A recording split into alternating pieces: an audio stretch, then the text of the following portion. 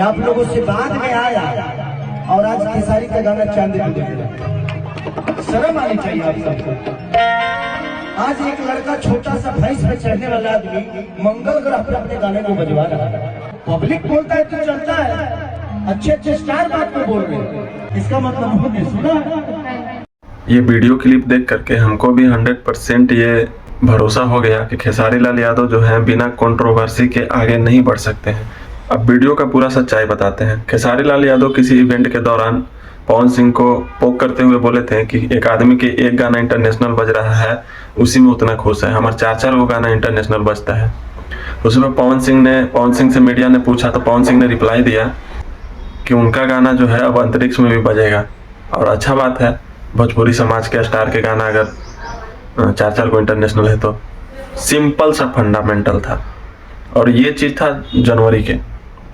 अब खेसारी लाल यादव बार बार इस चीज को कंट्रोवर्सी में कन्वर्ट करना चाहते हैं। अभी फिर इन्होंने बोल दिया, आप लोग सुनिए रहे हैं और थोड़ा सा ये वीडियो क्लिप देखिए। क्षमता के अनुसार मैंने 11 बाइक दी, अब वो शायद क्षमता के हमसे तो ज्यादा क्षमता है उनका। देखिए अभी बड़ा बोल रहे हैं। मतलब पहले आप सोच लीजिए कि उनको बड़ा बोलना है, छोटा बोलना है, क्या बोलना है। और हमको कोई खास दिक्कत नहीं है इस चीज से। ये चीज इस तरीके से बात बोलना, कंट्रोवर्शियल बयान देना, इससे क्या होता है कि पब्लिक में आपसी मतभेद फैलता है, लोग का जो एकता है वो टूटता है। आप लोग बाद में एक हो जाइएगा, लेकिन जो ऑडियंस है उन लोग का आपसी जो रिलेशनशिप है वो खराब हो जाता है। आप लोग बड़े क्रिएटर हैं, प्रयास कीजिए कि खुद भी मिलजुल के रहिए। खुद तो रहबे करते हैं मिलजुल के, जब काम आता है तो बड़े भाई पिता तुल्य बना लेते हैं। जैसे ही निकलते हैं वैसे ही थोड़ा सा व्यूज के लिए कंट्रोवर्शियल बयान दे देते हैं। तो ये चीज़ गलत चीज़ है।